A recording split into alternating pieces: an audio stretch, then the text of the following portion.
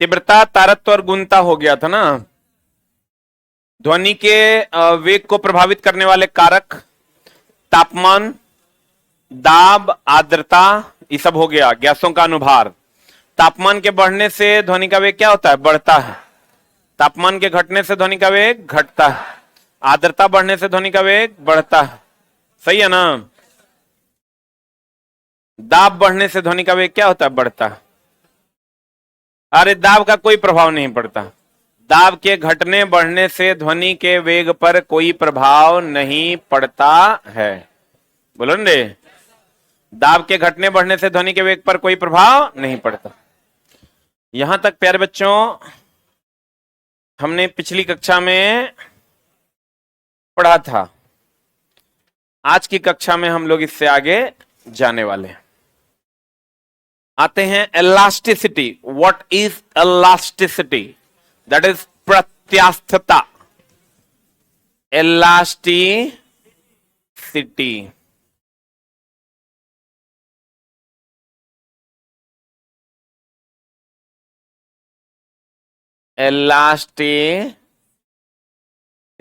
That is प्रत्यास्थता। What is that? प्रत्यास्थता, elasticity, यही ना। पिछली कक्षा में हमने पढ़ा है क्या क्या? ताप के बढ़ने से ध्वनि का वेग बढ़ता है। दाब के घटने बढ़ने से ध्वनि के वेग पर कोई असर नहीं पड़ता। सही है ना? बोलो ना रे। दाब के घटने बढ़ने से ध्वनि के वेग पर कोई प्रभाव नहीं पड़ता। बोलो, बोलो ना रे। क्लियर है ना? ताप के बढ़ने से ध्वनि का वेग बढ़ता है। ताप के घटने से ध्वनि का वेग घटता है। पढ़ाए है ना? गैसों का अनुभार बढ़ने से ध्वनि का वेग घटता है और घटने से बढ़ता है। यहां तक हम लोगों ने पिछली कक्षा में अध्ययन किया था। बोलो।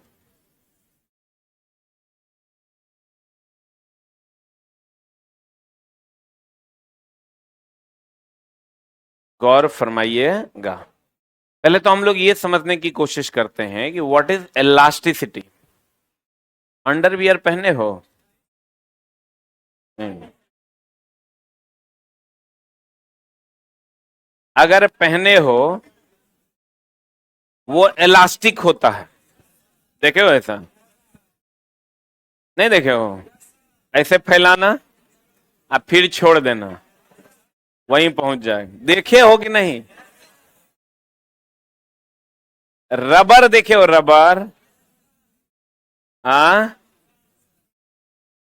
रबर देखे हो? रबर, रबर में इलास्टिसिटी का गुण होता है। रबर में इलास्टिसिटी का गुण होता है। किसका गुण होता है? जिसको खींचे और छोड़े तो पुनः वो अपने शेप में आ जाए, यही गुण प्रत्यास्थता कहलाता है। खींचे और छोड़े तो पुनः अपने जगह पर आ जाए तो यह गुण क्या कहलाता है? प्रत्यास्थता, इलास्टिसिटी। और ऐसे पदार्थ को इलास्टिक बॉडी कहते हैं। क्या कहते हैं? जो जितना ज्यादा कठोर होता है उसकी इलास्टिसिटी उतनी ज्यादा होती है। ध्यान दीजिएगा। रबर हो गया, स्प्रिंग हो गया, ये सब इलास्टिक है। रबर हो गया, स्प्रिंग हो गया, ये सब क्या है? इलास्टिक है। बाबू, सुना, शुगा हमर, रबर, स्प्रिंग, ये सब क्या है? चला इलास्टिक। पक्का ना? क्योंकि इसको जब खींचते हैं और छोड़ दीजिएगा तो पुनः अपने शेप में आ जाएगा। आप खींच लीजिए, खींच के छोड़ दीजिए, पुनः अपने शेप में आ जाएगा। यही गुण क्या कहलाती है? इलास्टिसिटी कहलाती है। क्लियर है? बोलो रे। तो ध्यान दीजिएगा, जो जितना ज्यादा कठोर होगा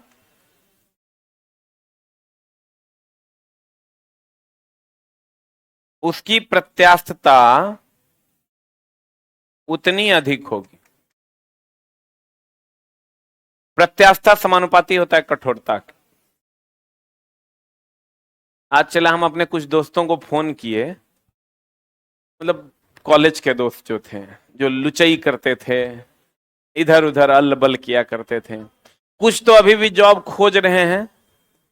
अब तुम सोच लो 2014 से 2014 में मेरा बीटेक फाइनल हुआ था, 9 साल में तक अभी तक जॉब खोज रहे हैं, तो समझ में आ रहा है। और अभी भी उनको मिला नहीं है। आज जो लोग अच्छे से पढ़ाई कर रहे थे वो सब पिछले 8-9 साल से कमा रहे हैं। दोनों में यही फर्क है। जिन लोगों ने वो कैरियर का जो पीक पॉइंट था उसको मिस किया, वो सब लोग आज रोड पर हैं। सब लोग। हम उन लोगों को फोन किए कि भाई कोई जॉब वॉब है तो बता, हम भी आ रहे हैं। बोला यार तुमको क्या जरूरत है जॉब का? हम बोले ना बहुत दिक्कत है। हम बोले 20,000 का देखो, 20-25,000 का। बोलता है वो दलाल का नंबर देते हैं, वो लगवाता है लेकिन 5,000 रुपया महीना ले लेगा कमीशन। मतलब तो समझो किस स्थिति में है। एगो तो राकेश नाम का मेरा दोस्त था, वो समझो महाबुग्गड़, क्लासे नहीं करता था और किसी को मुंहे नहीं लगाता था। आज चट्टा को ई हो गया कि इस बार ग्रुप डी दिया, वो नहीं हुआ। अभी रूम लेके पढ़ रहा है। बाबू पढ़ लो, ठीक ना, कह रहे हैं तुमको। इसलिए बोर्डवा पे जो लिखल है ना, ये अमृत है, घट घट पी जाओ। प्रत्यास्थता समानुपाती होता है किसके? कठोरता। कठोरता जितना ज्यादा, प्रत्यास्थता उतना ज्यादा। अगर हम बात करें प्रत्यास्थता की, अगर हम बात करें प्रत्यास्थता की, तो सबसे ज्यादा प्रत्यास्थता ठोस की होती है, उससे कम द्रव की होती है, सबसे कम प्रत्यास्थता गैस की होती है। तो सबसे ज्यादा जो कठोर है उसकी प्रत्यास्थता सबसे ज्यादा है, और सबसे कम जो कठोर है उसकी प्रत्यास्थता सबसे कम। जो सबसे कम कठोर उसकी प्रत्यास्थता सबसे कम। बोलबे नहीं करेगा। सबसे कम कठोर यही ना है। तो कठोर जितना ज्यादा होगा प्रत्यास्थता उतना ज्यादा होगा। लड़का को लगता है कि प्रत्यास्थता का क्रम अगर हम बात करें, रबर में, स्टील में एंड रबर में किसकी ज्यादा होगी? जो जितना ज्यादा लड़का को लगता है इससे रबर ऐसे से कर लेते हैं ना तो ज्यादा इलास्टिक होगा। ऐसा कुछ नहीं है। जो जितना ज्यादा कठोर होगा उसकी प्रत्यास्थता उतनी अधिक होगी। रबर और स्टील में, steel is more hard than rubber, steel ज्यादा हार्ड है रबर से, तो इसकी प्रत्यास्थता ज्यादा हो। तो कहते हैं प्रत्यास्थता किसी पदार्थ का वह गुण है जिसके कारण उस पर अगर बल लगाया जाए और बल लगाकर छोड़ दिया जाए तो वह पुनः अपने शेप में आ जाता है। वस्तु का यही गुण प्रत्यास्थता कहलाता है। तो गौर फरमाइएगा, प्रत्यास्थता सबसे अधिक ठोस की, उससे कम द्रव की, और उससे कम किसकी? गैस की। बाबू तो कहते हैं ध्वनि का वेग, ध्वनि का वेग सबसे ज्यादा ठोस में, उससे कम, और सबसे कम गैस। ठीक है। ध्वनि का वेग सबसे ज्यादा ठोस में, उससे कम द्रव में, सबसे कम किस में? गैस में। Any doubt? सबसे ज्यादा ध्वनि का वेग ठोस में, उससे कम द्रव में, सबसे कम गैस। क्लियर है? यानी प्रत्यास्थता और ध्वनि का वेग में क्या संबंध है? तो समानुपाती की व्युत्क्रमानुपाती। यानी प्रत्यास्थता जो है समानुपाती है ध्वनि का वेग। जिसकी प्रत्यास्थता ज्यादा उसका ध्वनि का वेग ज्यादा है, जिसकी प्रत्यास्थता कम उसमें ध्वनि का वेग कम। प्रत्यास्थता क्या है? किसी चीज को खींचना और छोड़ देने पर पुनः अपने शेप में आ जाना प्रत्यास्थता। देखो बात बताए, निर्वात क्या है? व्हाट इज निर्वात? वैक्यूम। निर्वात मीन्स वैक्यूम। वैक्यूम मतलब कोई कुछ नहीं हो, तो कुछ नहीं हो तो खींचिएगा केकरा? निर्वात मतलब क्या? वैक्यूम। अब वैक्यूम है तो उसको खींचिएगा किसको? कुछ है जो खींचिएगा। इसका मतलब निर्वात की प्रत्यास्थता जीरो होती है, क्योंकि कुछ है ही नहीं है। तो इसलिए निर्वात में ध्वनि का वेग भी क्या होता है? जीरो होता है। इसीलिए तो कहते हैं ध्वनि के गमन करने के लिए माध्यम की आवश्यकता होती है। ध्वनि के गमन के लिए किसकी आवश्यकता है? माध्यम की आवश्यकता होती है। क्यों? क्योंकि निर्वात की प्रत्यास्थता जीरो, क्योंकि निर्वात में कुछ है ही नहीं है जो खींचेंगे। बोलन रे, निर्वात में कुछ है जो खींचेंगे? निर्वात में कुछ है ही नहीं है जो खींचेंगे। इसका मतलब निर्वात की प्रत्यास्थता शून्य होती है। इसलिए निर्वात की प्रत्यास्थता शून्य, तो ध्वनि का वेग भी क्या? शून्य। इसलिए निर्वात में ध्वनि का वेग कितना होता है? कितना होता है? क्लियर?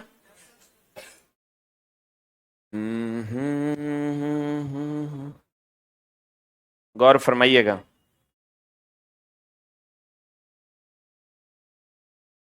और जो जितना ज्यादा हार्ड होगा उसकी प्रत्यास्थता उतनी अधिक। कहते हैं प्रत्यास्थता के बढ़ने से ध्वनि का वेग बढ़ता है तथा प्रत्यास्थता के घटने से ध्वनि का वेग घटता है। निर्वात की प्रत्यास्थता शून्य होने के कारण निर्वात में ध्वनि का संचरण नहीं होता। निर्वात की प्रत्यास्थता क्या होने का? शून्य होने का।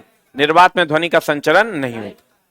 प्रत्यास्थता सबसे ज्यादा किसमें? ठोस में। उससे कम किसमें? द्रव में। सबसे कम किसमें? गैस। सबसे अधिक प्रत्यास्थता की अगर हम बात करें तो क्वार्ट्ज कांच की होती है। सबसे अधिक। आप कहिए क्वार्ट्ज कांच क्या है? यह कांच का एक प्रकार है। क्वार्ट्ज कांच कांच का एक क्या है? प्रकार। उसके बाद स्टील की होती है। इसीलिए ध्वनि का वेग भी सबसे अधिक क्वार्ट्ज कांच में, और उसके बाद किसमें? स्टील में। कहते सबसे अधिक प्रत्यास्थता क्वार्ट्ज कांच की होती है, उसके बाद इस्पात की होती है। इसलिए ध्वनि का वेग भी क्वार्ट्ज कांच में सबसे अधिक, और फिर उसके बाद किसमें होता है? इस्पात। अब देखो चला, निर्वात में ध्वनि का वेग कितना? जीरो। क्यों? क्योंकि निर्वात की प्रत्यास्थता जीरो होती है। निर्वात में ध्वनि का वेग जीरो, क्योंकि निर्वात की प्रत्यास्थता इलास्टिसिटी जीरो होती है। इलास्टिसिटी है क्या? किसी वस्तु को खींचे पुनः अपने शेप में आ गया, यही गुण तो इलास्टिसिटी है। That's the properties of elasticity. Clear? एक होता है इलास्टिक, एक होता है प्लास्टिक। इलास्टिक हुआ खींचे अपने शेप में आ गया था इलास्टिक, खींचे अपने शेप में नहीं आया, दैट इज प्लास्टिक। बोलो रे। तुम अब ध्यान से समझना, हमने तुमको क्या क्या पढ़ा दिया? हमने तुमको पढ़ा दिया भाई मेरे कि वेग जो होता है वो तापमान के वर्गमूल का समानुपाती। वेग जो होता है वो गैसों के अनुभार के वर्गमूल का व्युत्क्रमानुपाती। वेग जो होता है वो आर्द्रता के समानुपाती। याद है? वेग जो होता है वो दाब पर निर्भर नहीं करता। फिर हमने पढ़ाया वेग जो होता है वो प्रत्यास्थता के समानुपाती के व्युत्क्रमानुपाती। प्रत्यास्थता के समानुपाती। Any doubt? Is that clear? लेकिन एग्जाम हॉल में ना थोड़ा याद ही नहीं रहेगा। यहाँ इसके बढ़ने से ही बढ़ जाता है, इसके घटने से ही बढ़ जाएगा, इसके बढ़ने से ही घट जाएगा, इसके बढ़ने से ही बढ़ेगा, इसके बढ़ने घटने से कोई प्रभाव नहीं पड़ेगा, इसके बढ़ने से ही बढ़ जाएगा, इसके घटने से ही इसके घटने से ही बढ़ जाएगा, ये बढ़ने से ही बढ़ जाएगा। सब खिचड़ी हो जाए, गो हो जाए, नहीं हो जाएगा? माँ कसम पसीना मुंह में जाता, नमकीन लगता है। अब देखो इसको ध्यान में कैसे रखना है, ध्यान से देखना। हम कहते हैं गैसों का अनुभार बढ़ने से ध्वनि का वेग घटता है, घटने से बढ़ता है, और दाब का कोई प्रभाव नहीं पड़ता। ये दोनों क्लियर हो गया? अब बाद बाकी कुछ कहेगा तो बढ़ने से बढ़ता है, घटने से घटता है। गैसों का अनुभार बढ़ने से ध्वनि का वेग घटता है, घटने से बढ़ता, दाब का कोई प्रभाव नहीं पड़ता। बाद बाकी कुछ भी कहे तो बढ़ने से बढ़ता, बढ़ने से बढ़ता, बढ़ने से बढ़ता, घटने से घटता। प्रत्यास्थता, तापमान, आर्द्रता, बढ़ने से बढ़ता, घटने से घटता। बोलो ना, नहीं बुझा? एक लाइन बस याद रखना, अभी तक जितना पढ़ाए हैं उस कचरे को हटाते हुए एक लाइन हम लोग याद रखेंगे।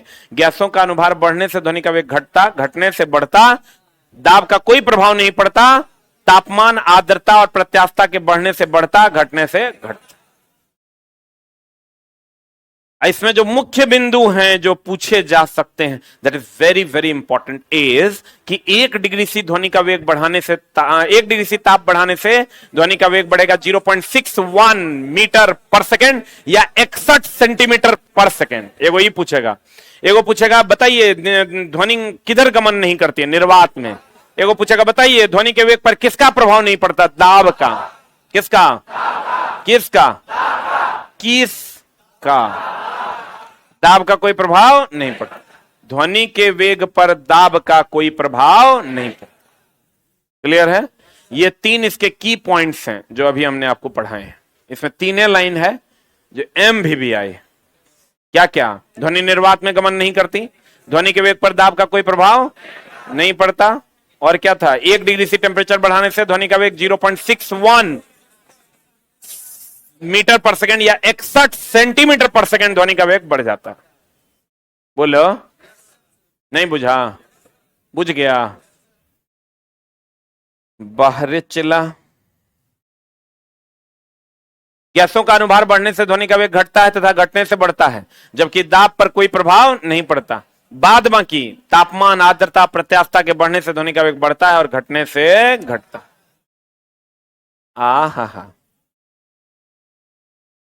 डॉपलर चचा के प्रभाव।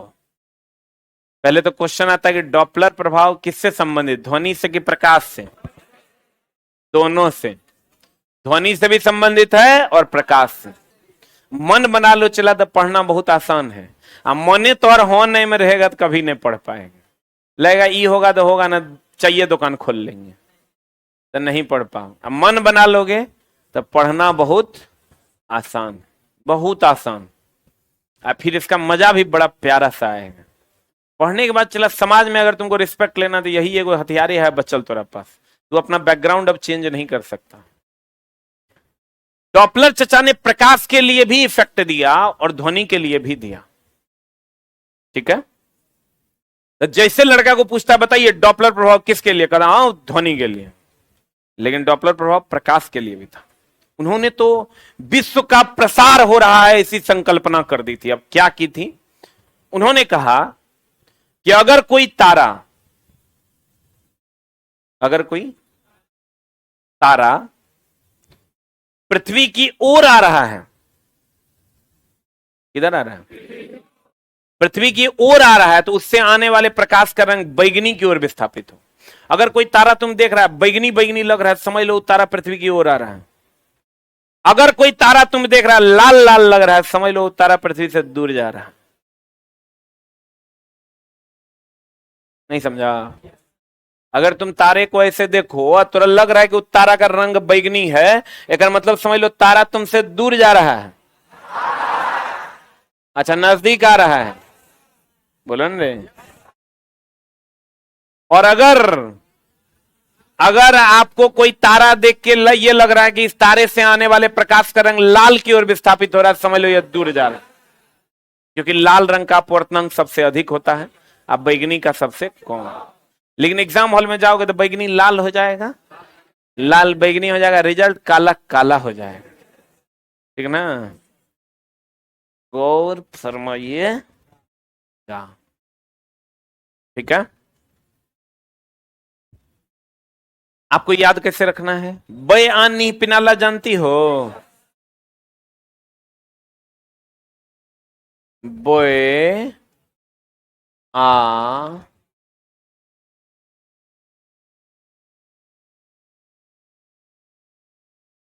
मेरा सबसे फेवरेट बैच है। हम एकदम बड़ा रिलैक्स होकर पढ़ाते हैं, क्योंकि एकदम घर से खाना पीना खा के आते हैं। 4 बजे सेकेंड हाफ का पहला क्लास है, बढ़िया से पढ़ो चला। कहते हैं बे आ नी पिनाला, बे आ नी पिनाला। अब एक बात बताओ, तुमको यादें नहीं रहेगा नजदीक आएगा तो बैगनी कि दूर जाएगा तो बैगनी? एग्जाम हॉल में चला सब होच पोच न हो जाता है। देखो बात बताओ, अभी मेरे नजदीक कौन है और दूर कौन है? तो दूर जाएगा तारा तो लाल की ओर विस्थापित होगा, और नजदीक आएगा तो बैगनी। जैसे बय आ निह पिनाला जब हम लिखेंगे तो बय आ निह पी ना ला, आ दूर कौन है? लाल ना, बोलन रे। नजदीक कौन है? बैगनी ना। तो अगर कोई तारा नजदीक आ रहा है तो उससे आने वाले प्रकाश का रंग बैगनी की ओर विस्थापित होगा, अगर कोई तारा दूर जा रहा है तो उससे आने वाले प्रकाश का रंग लाल की ओर विस्थापित होगा। इसका कारण है अपवर्तनांक। बैगनी का अपवर्तनांक अधिक होता है और लाल का कम। आपको कहेगा कैसे पता चलेगा क्या है अपवर्तनांक? तो लाइट चैप्टर में पढ़ाएंगे आपको, ठीक है? बीच में टपको नहीं, बीच में टपक देता मतलब की हो गया, हम कंफ्यूज हैं। चुप चुट्टा दैत्यराज सुग्रीव। डॉपलर प्रभाव ध्वनि के लिए भी है, प्रकाश के लिए। अब पहला जो प्रकाश के लिए है, कहता जब स्रोत और श्रोता के बीच आए, ये तो ध्वनि के लिए है। प्रकाश वाला कहने गया रुक जा ओ दिल में। डॉपलर प्रभाव प्रकाश के लिए। डॉपलर प्रभाव के अनुसार अगर कोई तारा पृथ्वी के नजदीक आ रहा है तो उससे आने वाले प्रकाश का रंग बैगनी की ओर विस्थापित होगा, और अगर कोई तारा पृथ्वी से दूर जा रहा है तो उससे आने वाले प्रकाश का रंग लाल की ओर विस्थापित होता है। बोलो हाँ या ना? अगर कोई तारा नजदीक आ रहा है तो बैगनी की ओर, दूर जा रहा है तो लाल की ओर विस्थापित होगा। इसी से पता चला डॉपलर के प्रभाव से कि अरे बाप रे बाप, जितना तारा है सबके तो लाले लाल दिख रहा है। तारा तोरा बैगनी दिखता है कि दिखता है? तो बताओ, तारा देख के तोरा कैसन लगता है? देखवे ने किया है कि नहीं? तुम लोग तो फलना चीज भी नहीं देखा है। अगर तुम तारा देखते हो तो अधिकतर तारे लाल रंग के हैं। कैसे हैं? तो बाप रे बाप, डॉपलर ने कहा कि इस विश्व का प्रसार हो रहा है। क्योंकि तारा दूर जा रहा है, इसका मतलब ये ब्रह्मांड और फैल रहा है कि सिकुड़ रहा है? क्योंकि जितने भी तारे हैं लाल लाल दिख रहे हैं। तो लाल लाल दिख रहे हैं, पीले पीले दिख रहे हैं, इसका मतलब इस विश्व का क्या हो रहा है? प्रसार हो रहा है। मतलब तारे हमसे दूर जा रहे हैं, दूर जा रहे हैं मतलब इस विश्व का क्या हो रहा है? प्रसार। उन्होंने प्रसारी विश्व की संकल्पना कर दी थी। इस विश्व का प्रसार हो रहा है, ब्रह्मांड निरंतर फैल रहा है, इस बात का पता उन्होंने लगाया था। किसने? डॉपलर चचा ने। अब डॉपलर चचा को एक और खुजली हो गई। उन्होंने कहा कि अगर कोई बोलता हुआ आपकी ओर आ रहा है, एक होता है अपेक्षिक गति, एक होता है गति। जैसे हम जा रहे हैं, ये गति है। हम आपके रिस्पेक्ट में ज्यादा वेग से जा रहे हैं, यह है अपेक्षिक गति। जैसे राम दौड़ रहा है, यह गति है। राम लक्ष्मण की तुलना में धीरे धीरे दौड़ रहा है, यह राम की अपेक्षिक गति है। बोलन रे, बोलन रे, नहीं समझा? राम दौड़ रहा है, यह क्या है? गति है। और राम लक्ष्मण की तुलना में तेजी से दौड़ रहा है, यह अपेक्षिक गति है। कौन गति है? नहीं बुझा होगा? बुझ गया? बाहरे चला। अब देखो, एक होता स्रोत। ये जो डॉपलर इफेक्ट है, इसमें 24 को फॉर्मूला है, लेकिन हम थोड़ा एक को फॉर्मूला पढ़ाएंगे, उसी से काम होता। एक फॉर्मूला में जुगाड़ बता देंगे अलग से, तो तुमको 24 को फॉर्मूला पढ़ना नहीं पड़ेगा, क्वेश्चन आएगा बना दोगे। अब ध्यान देना, ध्वनि में एक को, पूरे ध्वनि में एक को वैज्ञानिक था जिन्होंने काम किया था, जिसका नाम था डॉपलर। कौन? अब हुआ क्या चला कि हम स्रोत हैं, तुम श्रोता हो। हम कौन हैं? जैसे आप अगर कहीं से मछली खरीदते हैं तो मछली जो आपको देगा वो स्रोत है कि श्रोता है? आप ले रहे हैं, उपभोक्ता हैं आप, श्रोता है। मछली सुनता है रे, तो मछली लेके पूरा सुनता है या अकेले अकेले खा जाता है? बोलो न रे, गौर फरमाइएगा। अगर स्रोत और श्रोता होता है तो जो दे रहा है वो स्रोत है, आप उपभोक्ता हैं। जैसे बिजली का उपभोक्ता है हम लोग, बोलो न रे, और जहां से आ रहा है वो स्रोत है। चावल खरीदते हैं तो जो दे रहा है वो स्रोत है, हम लोग उपभोगी हैं। अभी जो हम बोल रहे हैं, the I am the source, मैं स्रोत हूं, और तुम उपभोक्ता हो यानी श्रोता हो। स्रोत, श्रोता, सोर्स, ऑब्जर्वर। तुम ऑब्जर्वर है। क्या है तुम?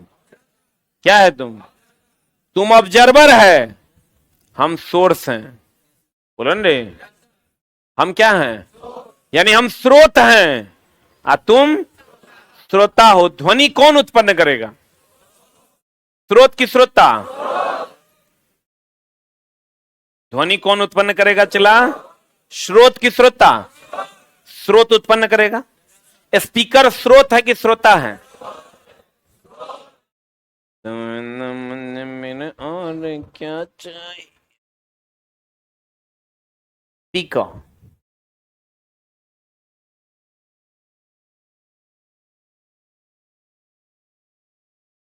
ठीक है, बोलो ने।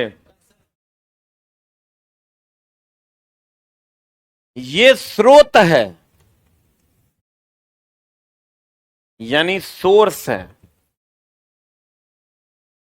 ये श्रोता है यानी ऑब्जर्वर है। कौन है ये?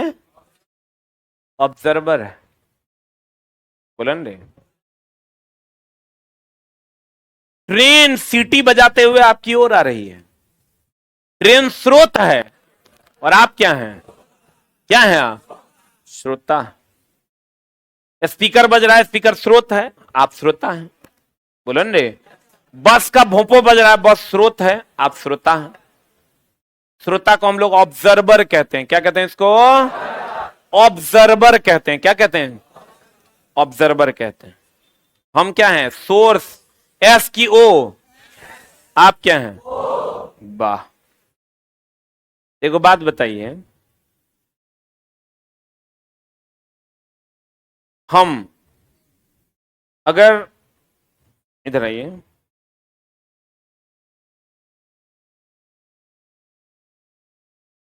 तू है तो मुझे फिर और क्या चाहिए। एकदम टेंशन नहीं लेना है, पहले तुम अस्थिर हो जाओ। कदा बाप रे बाप।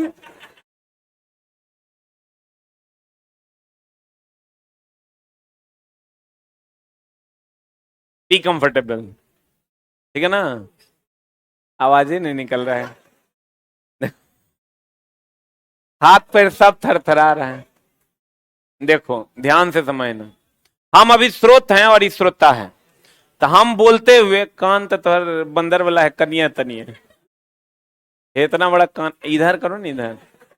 अगर हम बोलते हुए इसके कान की ओर जा रहे हैं, हेरे मंगरुआ सुनता है, तेरा ज्यादा सुनाई देगा। बोलन रे, हम बोलते हुए इससे दूर जा रहे हैं, हेरे मंगरुआ सुनता है, कम सुनाई देगा। हम दोनों एक दूसरे से दूर जा रहे हैं, तब भी कम सुनाई देगा। हम दोनों एक दूसरे की ओर आ रहे हैं, ज्यादा सुनाई देगा। यही जो एक के रिस्पेक्ट में दूसरे की गति के कारण जो ध्वनि की तीव्रता में, ध्वनि की आवृत्ति में जो परिवर्तन होता है, इसी को डॉपलर चचा ने अध्ययन किया। किसने किया? उन्होंने कहा जब सापेक्षिक गति होती है, अर्थात एक के रिस्पेक्ट में दूसरे की गति, मतलब मेरे रिस्पेक्ट में ये रुका हुआ है, इसके रिस्पेक्ट में हम चल रहे हैं, हम भी चल रहे हैं, ये भी चल रहा है, हम दोनों एक दूसरे से दूर जा रहे हैं, हम दोनों एक दूसरे के पास आ रहे हैं। बोलन रे, बोलन रे।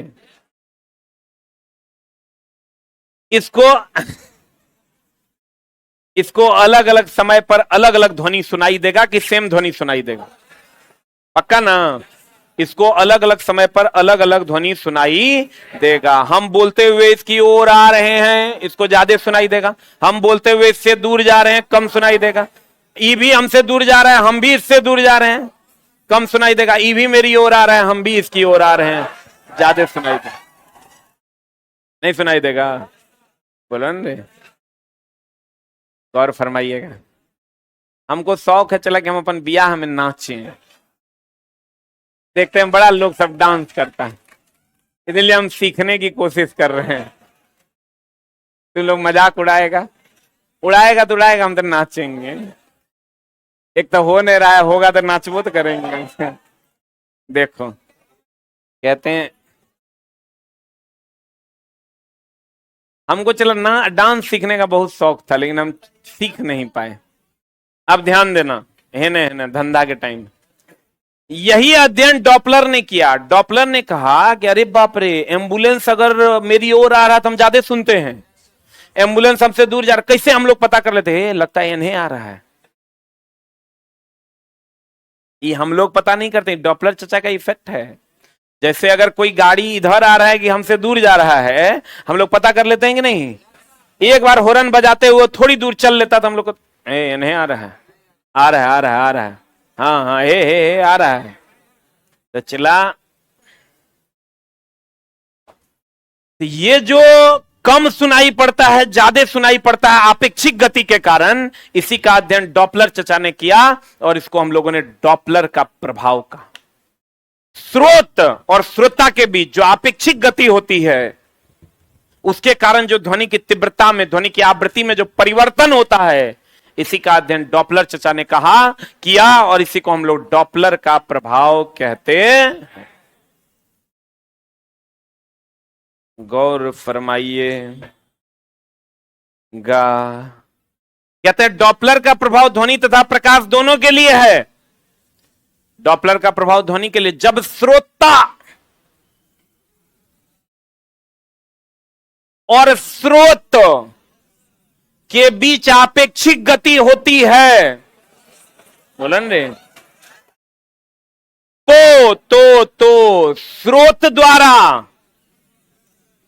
उत्पन्न की गई ध्वनि की आवृत्ति और श्रोता द्वारा सुनी गई ध्वनि की आवृत्ति से भिन्न होता है। कभी ज्यादा सुनाई पड़ता है, कभी कम सुनाई पड़ता है। इस प्रभाव का अध्ययन कौन प्रभाव कहलाया? डॉपलर प्रभाव कहलाया। आपको क्वेश्चन क्या पूछेगा? आपको क्वेश्चन क्या पूछेगा? आपको क्वेश्चन पूछेगा, ऐ जी अगर एम्बुलेंस हमारी ओर आ रहा है, हम ज्यादा सुन पा रहे हैं, ये किस प्रभाव के अंतर्गत आता है? मार देंगे डॉपलर प्रभाव। बोलो, कहेगा एम्बुलेंस हमसे दूर जा रहा है, हमको कम सुनाई दे रहा है, बताओ किस प्रभाव के अंतर्गत आता है? डॉपलर प्रभाव के अंतर्गत। बोलो, क्लियर है? कहेगा ट्रेन हमारी ओर आ रहा है भीसिल बजाते हुए, हम भीसिल की आवाज धीरे धीरे बढ़ रही है, बताइए कौन प्रभाव? डॉपलर प्रभाव। कहेगा एक जगह स्पीकर बज रहा है, हम जो जो स्पीकर की ओर जा रहे हैं हमें ज्यादा सुनाई दे रहा है, कौन प्रभाव? डॉपलर प्रभाव। इस टाइप के क्वेश्चंस पूछे जाते हैं। तू है तो मुझे फिर, अब देखो इसका एक फॉर्मूला है चला डॉपलर प्रभाव का, जिसको थोड़ा सा फ्रेश मूड में पढ़ना पड़ेगा, थोड़ा गड़बड़ है। इसमें 24 को फॉर्मूला है, 24 फॉर्मूला को हम एक के फॉर्मूला में पिरो दिए। एक फॉर्मूला पढ़ो, कोई भी सवाल देगा तुमसे बन जाएगा, लेकिन इसके लिए थोड़ा सा फुर्सत के पल निकालने पड़ेंगे। ठीक है, अभी मूड मेरा कर नहीं रहा है पढ़ाने का इसका, तो हम लोग इसको पढ़ेंगे कल पढ़ेंगे हम लोग इसको। ठीक है, और इसका न्यूमेरिकल भी बनाएंगे। आज की कार्रवाई यहीं तक। डॉपलर प्रभाव ध्वनि के लिए कि प्रकाश के लिए कि दोनों के लिए? बहुत बहुत धन्यवाद, थैंक यू वेरी मच। है तो मुझे फिर और क्या चाहिए?